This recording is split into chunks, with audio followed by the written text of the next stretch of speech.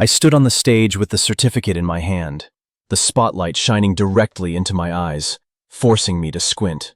The auditorium was filled with applause, proud smiles, and admiring looks. I knew I was supposed to feel happy.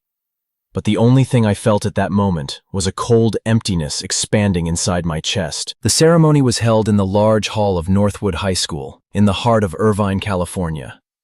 The walls were covered with congratulatory banners for outstanding students. My name, Travis Hale, appeared on the big screen behind the stage, along with a long list of achievements: near-perfect GPA, captain of the debate club, math competition medals, and an honors scholarship. It was the perfect picture any parent would want to show off to their friends. I looked down at the front row. My father, Richard Hale, was sitting upright, his hands clasped together, his face serious but glowing with pride. My mother, Margaret Hale, was smiling brightly, nodding continuously as the teacher read my achievements. In that moment, I understood that I was not standing on the stage just for myself. I was standing there for the dreams, expectations, and image my parents had built for many years. I bowed, received the certificate, and walked down. When I passed by my parents, my mother held my hand tightly and whispered, "You make us so proud." I smiled, the way I had learned to smile for many years. A perfectly measured smile, not too much, not too cold, just enough for others to believe I was happy. On the way home, the car slowly moved through the peaceful streets of Irvine. American-style houses with white fences, neatly trimmed lawns, and flags in front of the porches passed by. My mother talked about inviting relatives and friends to celebrate. My father talked about my future, about top universities, about a wide career path ahead. I sat in the back seat, looked out the window, and tried not to let the exhaustion inside me show. From a very young age, I had understood one thing. I had to be good. Not to make myself happy, but to make my parents happy. Every time I brought home a certificate, their eyes lit up. Every time I made a mistake, the atmosphere in the house became heavy. No one scolded me harshly, but their silence was more frightening than any words. I learned to read my parents' eyes before reading textbooks. I learned to guess who they wanted me to become before I even asked myself what I wanted. I became the perfect child, naturally, as if it were the only role I was allowed to play in this life. That night, after the celebration ended, I lay on my bed and stared at the dark ceiling. The laughter downstairs had faded. In my room, only the ticking of the clock remained. I placed the certificate on my desk and looked at it for a long time. I did not feel proud.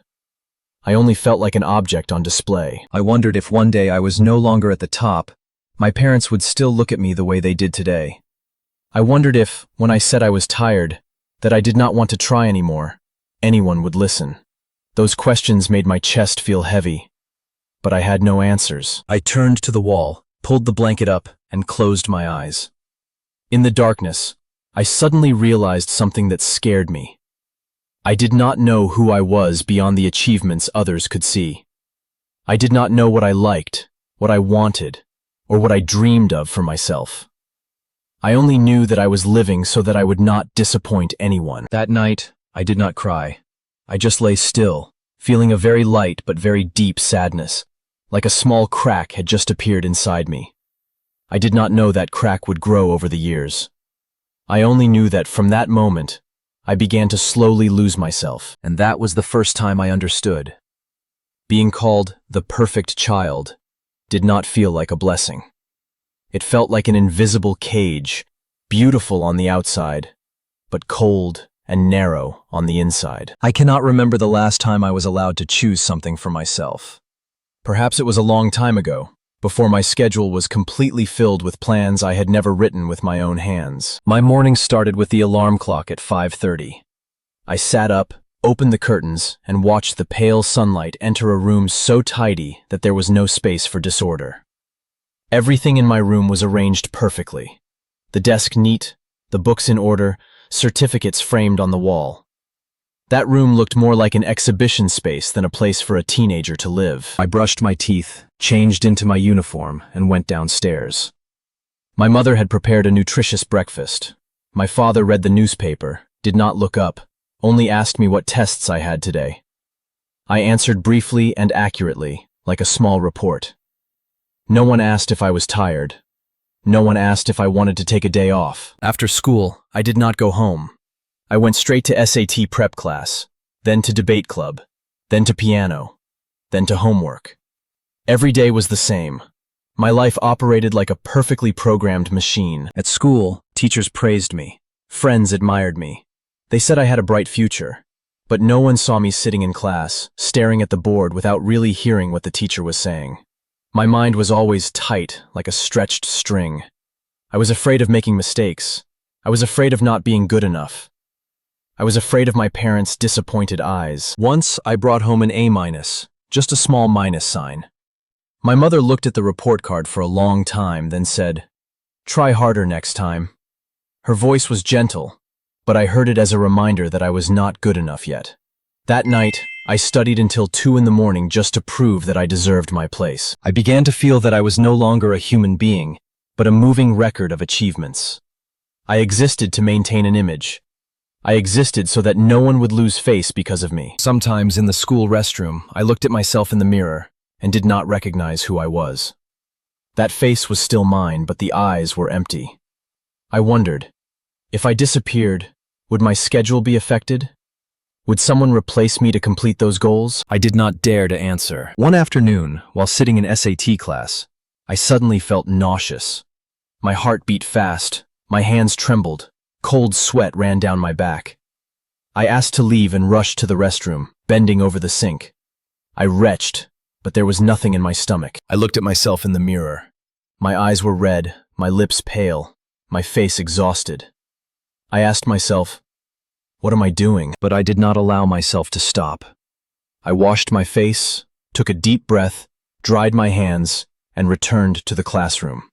I sat down, picked up my pen, and continued working as if nothing had happened. That evening at home, I ate in silence. My parents talked about my future plans, about university, about scholarships, about reputation. I nodded, but inside I had only one thought. I did not know how much longer I could endure this. I went to my room, closed the door, and sat on the bed. For the first time, I felt hatred toward myself. Not because I was incompetent, but because I did not dare to stop.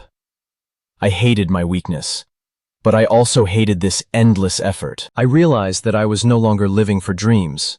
I was living for fear. Fear of disappointing others, fear of being abandoned, fear of having no value. That night I wrote one short sentence in my notebook. If one day I fall down, will anyone ask if I am in pain? I stared at that line for a long time. Then I closed the notebook, put it into the drawer, and promised myself that tomorrow I would continue trying. I would still be the perfect Travis Hale, even though inside me, cracks had already begun to appear. I did not yet know what to call that feeling. I only knew that I was gradually losing the ability to feel joy. And I also did not know that this was exactly the beginning of depression. No one doubted me, because I always smiled. That smile appeared in every photo, every ceremony, every conversation. I smiled when I was praised. I smiled when I was asked about myself. I smiled when I was called a source of pride. My smile became a reflex, so fast that even I could not realize what I was truly feeling behind it. My life continued between parent meetings, family parties, and award ceremonies. Wherever there were achievements, I was there. Wherever there were lights, I had to stand straight and keep my face calm. My parents often told people that I was very independent, very strong, very mature. They said I rarely complained, rarely felt sad. I listened to those words and wondered, was it because I was not allowed to complain, or because I had forgotten how to complain? I began to learn how to hide all my emotions. When I was tired, I said I was fine. When I was sad, I said I was fine. When I was desperate, I still said I was fine.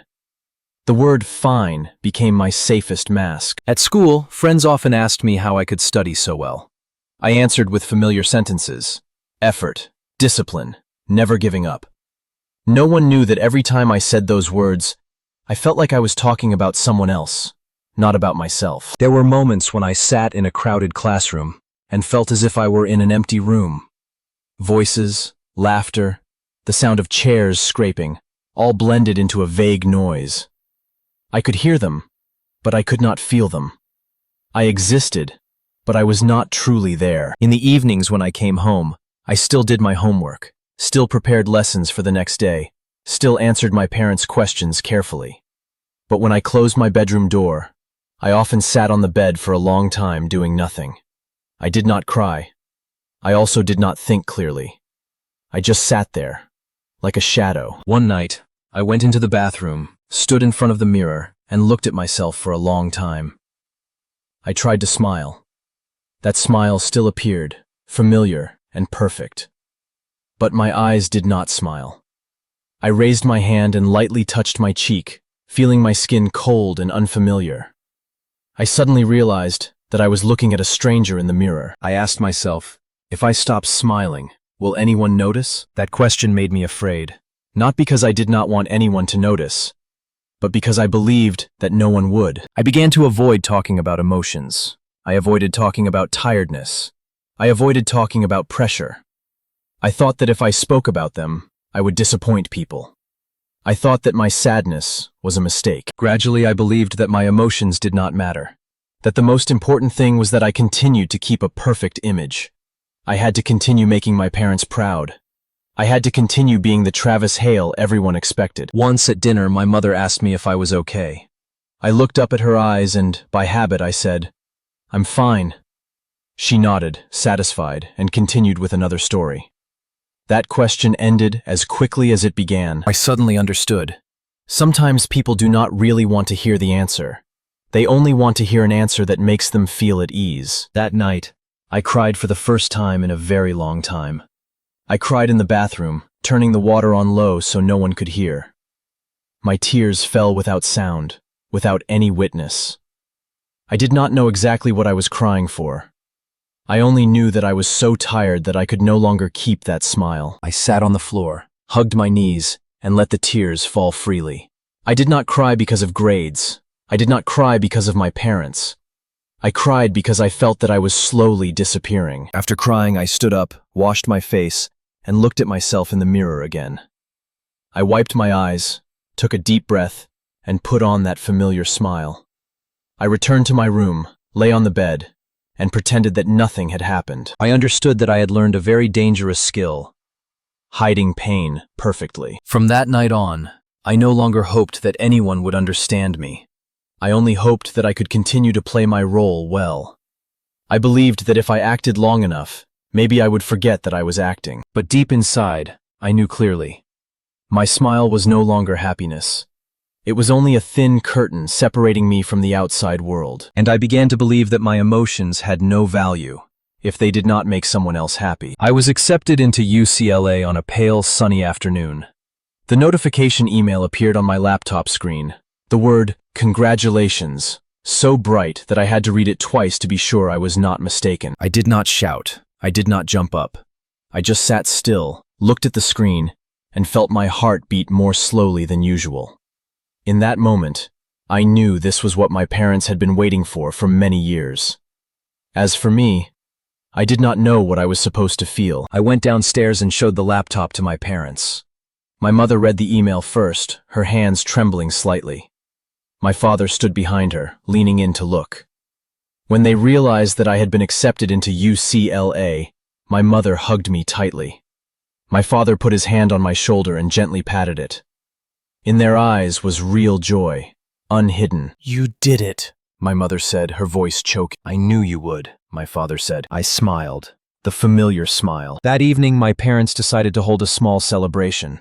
They called relatives and close friends. The news that I had been accepted into UCLA spread faster than I expected. I became the main topic of the house. Adults congratulated me. Adults praised me. Adults talked about my bright future. They said I was a role model. They said my parents were very lucky. I stood in the middle of the room, listening to those words, and felt as if I were watching a movie about myself.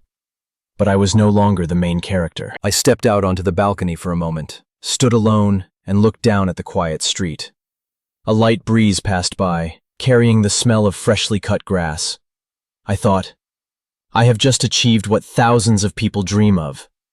So why am I not happy? I returned to the party, continued smiling, continued nodding, continued saying polite words of thanks.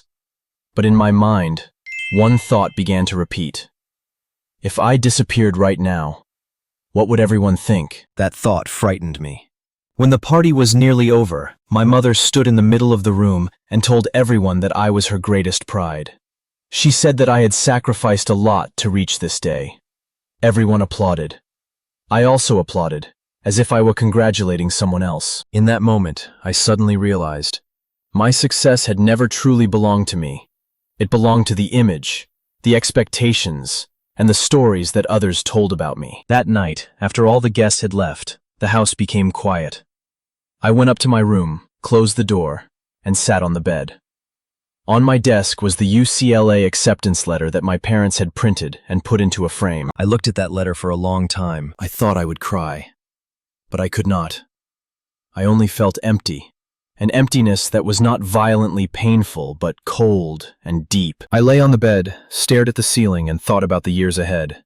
UCLA, dormitory, new classes, new expectations, new pressures. I suddenly felt so tired that I did not want to think anymore. A thought passed through my mind, light but clear.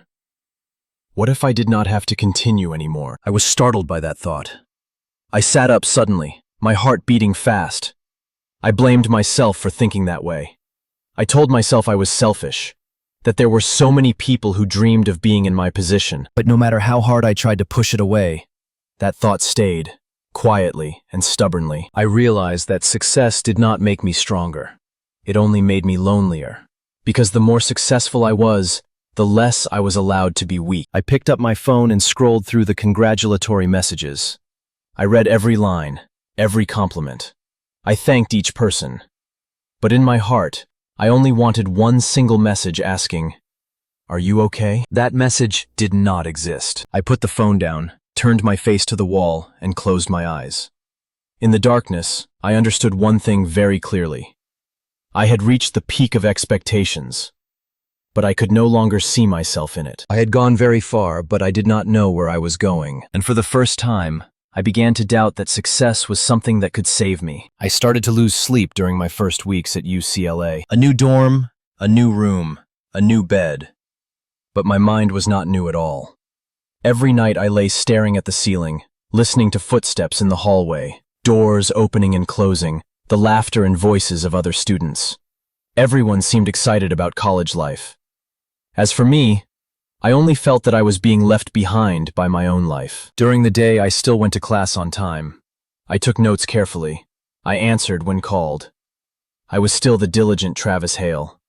But when I left the classroom, I often could not remember what I had just learned. Everything passed through my head like flowing water. I began to forget to eat, not because I was busy, but because I no longer felt hungry. Some days I only drank coffee and lived on it until night. When I felt my stomach hurt, I then remembered that I had skipped meals. Friends in the dorm invited me to eat, to hang out, to join clubs. I refused with polite reasons. I said I was busy. I said I was tired. I said I needed to study. The truth was that I did not want to go anywhere. I did not want to talk. I did not want to pretend that I was fine. I began to withdraw. Some evenings I sat alone in my room, turned off the lights, letting only the glow from the laptop screen shine on the wall. I opened lectures, but did not read. I opened social media, but did not look. I only stared at the empty screen, like staring at myself. I no longer felt interested in anything. Things that once made me proud now only made me tired. Goals that were once called dreams now felt like burdens hanging around my neck. One morning, while getting ready for class, I stood in front of the mirror in the shared bathroom. I looked at my face. My skin was pale. My eyes were dark and tired. My gaze was exhausted and empty. I no longer recognized the person in the mirror. I asked myself, when did I start disappearing? In class that day, the lecturer called my name. I stood up and answered, my voice calm, my words clear. The class nodded. The lecturer praised me. I sat down and felt as if I had just completed a performance. I no longer felt that I was living. I was only existing. That evening I sat on my bed, looking at my phone. I thought about my parents. I thought about their proud smiles. I thought about the stories they told others about me. I thought about how disappointed they would be if they saw me like this. That thought made my chest hurt. Then another thought appeared, light but cold. If I disappeared, they would hurt for a while, and then they would get used to it. I was startled. I put my phone down, my hands trembling slightly. I was afraid of that thought. I had never thought like that before, but it appeared so naturally, as if it had been waiting in my mind for a long time. I sat still for a long time, staring at the white wall. I did not cry. I did not panic. I only felt empty. I began to realize that I was not just sad. I was losing my feelings. I did not feel happy. I did not feel sad. I did not feel hope. I only felt tired. In the following days, I continued to live like a shadow. I went to class. I returned to my room. I ate carelessly. I slept lightly.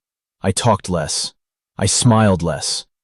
I existed, but I was not present. One evening, looking down at the dorm courtyard from my window, I saw students gathering and laughing. I watched them for a long time. I asked myself, where am I different from them? The answer made me feel cold. I no longer felt that I belonged anywhere. I sat down on the floor, leaning against the bed. For the first time, I admitted to myself something I had always avoided. I was not okay. But immediately after that, I denied it again. I told myself I was just tired, just a phase, just pressure, and everything would be fine. I believed that lie because I was not ready to face the truth. That night, I lay on my bed, stared at the ceiling, and felt that something inside me had broken. Not with a loud sound, not with a sharp pain, just a very light, very deep crack. I did not know that from that moment, I had stepped into depression. I only knew that I was no longer the Travis Hale I used to be. I decided to see a therapist on a gloomy morning, when I realized that I no longer had enough strength to convince myself that everything was still fine. That decision did not come from courage. It came from exhaustion. I no longer had the energy to keep pretending. I made an appointment at Hoag Hospital in Irvine, where there was a counseling service for students. When I pressed the confirmation button, my hands trembled slightly, as if I had just admitted something I had avoided for many years. The waiting room was quiet, with soft white lights. I sat on the chair, looking at the floor, counting each breath. In my mind, one question repeated. Why am I here? I did not know what to say. I only knew that if I did not come, I might continue sinking. Dr. Collins came out and called my name. He was in his 50s, with a calm and slow voice. I stood up and followed him into the counseling room. The room was small and warm, with a window looking out at green trees. On the table was a box of tissues. I sat on the chair across from him. The doctor looked at me for a moment, then said gently, "You can start with anything you want." I opened my mouth, but no sound came out. I took a deep breath, then fell silent again. I had never had to talk about myself this way before. I was used to talking about achievements, not about pain. Finally, I spoke very softly. "I'm tired." The doctor nodded, without interrupting. I continued, slowly and brokenly. I talked about pressure, about expectations, about having to be perfect, about emptiness, about sleepless nights, about the thought that if I disappeared, everything would be easier. When I reached that part, my voice trembled. I lowered my head, looking at my hands clasped together. Tears fell very lightly, but I did not wipe them away. I let them fall, as if I was tired of hiding. The doctor remained silent, only listening. After a while, I looked up and said the sentence I had never said to anyone. "I am not okay." When those words left my mouth, I felt my chest become a little lighter, as if I had just put down a heavy weight I had carried for too long. Dr. Collins looked at me, his voice still very calm. "You are not broken. You are just in pain." That sentence made me cry. Not because of sadness, but because for the first time, someone did not see me as weak, but as someone who was hurting. We talked for a long time. I talked about my childhood, about my parents, about never being asked what I wanted, about the fear of disappointing others, about no longer feeling valuable without achievements. The doctor said that I showed signs of depression. He explained gently, without using words that would frighten me. He said that depression was not weakness, but a reaction of the mind when it had been under pressure for too long. I listened, but inside I still had a very big fear. If I admitted that I was depressed, I would no longer be the perfect Travis Hale. I left the counseling room with a follow-up appointment slip and a light prescription. I stepped outside. The sunlight fell on my face, but it did not feel harsh. It just felt real. On the way back, I sat on the bus, watching people pass by. I suddenly realized that no one knew what I had just been through. No one knew that I had just spoken my pain. I still looked like a normal student, but inside me, something had changed. That night, I lay on my bed, did not open my phone, did not open my laptop. I just lay there and thought about the doctor's words. "You are not broken. You are just in pain." I repeated that sentence in my mind many times. For the first time, I allowed myself to think that maybe I was not a failure. Maybe I was just someone who had tried for too long. I was still not free from depression. I was still not okay. But I began to believe that I could be saved, and for the first time in many years, I no longer felt completely alone in my pain. I went home one weekend, carrying inside me a decision that I had delayed for too long. The house in Irvine was still the same. Clean, tidy, quiet. Everything looked unchanged. Only I was no longer the same. My parents welcomed me with familiar smiles. My mother asked if I was tired. My father asked how my studies were going. I answered briefly and properly, as usual. But this time, I did not feel like I was acting. I only felt that I was preparing to say something that would change everything. We ate dinner in gentle silence. The sound of forks and knives touching plates was louder than usual. I looked at my parents, at the faces that had raised me, and wondered why telling them the truth was so difficult. After dinner, I stood up and said softly, "I want to talk with you for a moment." My parents looked at me, slightly surprised, but nodded. We sat in the living room. The yellow light was soft. The air was so quiet that I could hear my own heartbeat. I held my hands tightly, looked at the floor, then looked up. I began very slowly. "I am not okay." That sentence fell into the room like something light but heavy. My mother frowned. My father remained silent. I continued, my voice trembling slightly. "I have seen a therapist. The doctor said I show signs of depression." My mother immediately said, "Why would you think that? You have everything." That sentence hurt my heart, but I did not stop. "I have everything that you want, but I have never had myself." The air in the room became heavy. I took a deep breath and continued speaking, word by word, as if I were removing layers of armor from my chest. I talked about pressure, about always having to be perfect, about not daring to be sad, not daring to be weak, not daring to fail. I talked about sleepless nights, about emptiness, about the thought that if I disappeared, everyone would feel relieved. My mother began to cry. My father looked down at his hands. I looked at them and said the sentence I had kept inside me for many years. "I have never been allowed to be myself." That sentence made the room completely silent. After a long while, my father finally spoke. His voice was slow and low. "We only wanted you to have a good future." I nodded. "I know, but I do not know how long I can keep living that way." I did not blame them. I only spoke the truth. My mother cried harder. She apologized to me for the first time. She said she did not know I had been hurting like this. She said she only thought I was strong. I looked at my mother, and my tears fell with hers. I understood that my parents were not bad. They only loved in the way they believed was right. My father came closer and put his hand on my shoulder. For the first time, he did not talk about achievements. He only said, "If you are tired, you can stop." Not from pain, but from relief. Let me the correcture. We sat together for a long time. No one spoke much. But in that silence, I felt that I was no longer completely alone. I did not expect my parents to understand me immediately. I only hoped that they knew I was not okay. And I had finally said that. That night, I lay in my old bedroom. The ceiling, the desk, the bookshelf, everything was familiar. But I no longer felt like a trapped child. I knew that the conversation did not solve all problems. I knew that my depression had not disappeared. But I also knew that from that day on, I did not have to endure it alone anymore. I looked out the window and saw the pale yellow streetlights. I took a deep breath.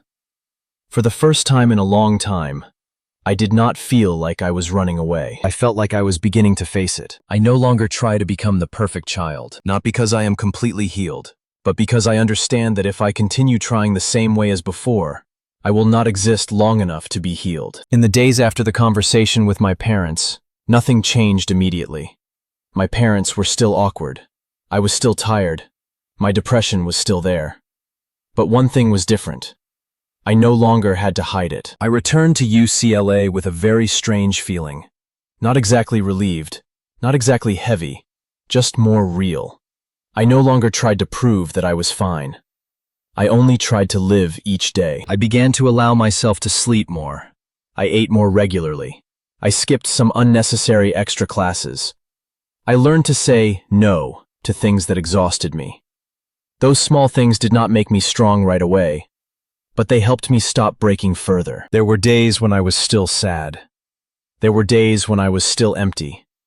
There were days when I still wanted to disappear. But I was no longer afraid of those thoughts. I only admitted that they existed inside me. I continued to see Dr. Collins. We talked about self-worth, about how I did not need to be worthy in order to be loved. He said that people were not born to become someone else's pride, but to become themselves. That sentence stayed with me for a long time. One afternoon, I walked alone across the campus. Sunlight fell softly on the rows of trees. Students passed by me, laughing, rushing, alive. I slowed down, took a deep breath, and for the first time, I did not feel like I was standing outside of life. I was still not completely happy, but I felt that I was present. I sat on the steps in front of the library and opened my notebook. I reread the line I had written a long time ago. If one day I fall down, will anyone ask if I am in pain? I looked at that sentence for a long time, then wrote another line below it. Today, I will ask myself. I closed the notebook, placed my hand on my chest, and felt my heartbeat. It was not strong, but it was real. I realized that I did not need to become someone else to have value. I did not need to be perfect to exist. I did not need to make anyone proud in order to live. I only needed to be Travis Hale. That evening, I called my mother. We did not talk long. We did not talk about achievements. We did not talk about distant futures. We only talked about very small things. I heard my mother laugh softly on the other end of the line. I was no longer afraid when I heard that laugh. I understood that my journey was not over. My depression had not disappeared. My wounds were not completely healed. But I also understood that I was no longer a child trapped in an invisible cage. I was learning how to step out. That night, I lay on my bed in the dorm room. I looked at the ceiling just like many nights before. But this time, I did not feel as empty as before. I was still sad, but I was no longer hopeless. I whispered very softly, only loud enough for myself to hear. I am not okay yet, but I am still here. And for the first time, that sentence did not make me feel ashamed. It made me feel alive.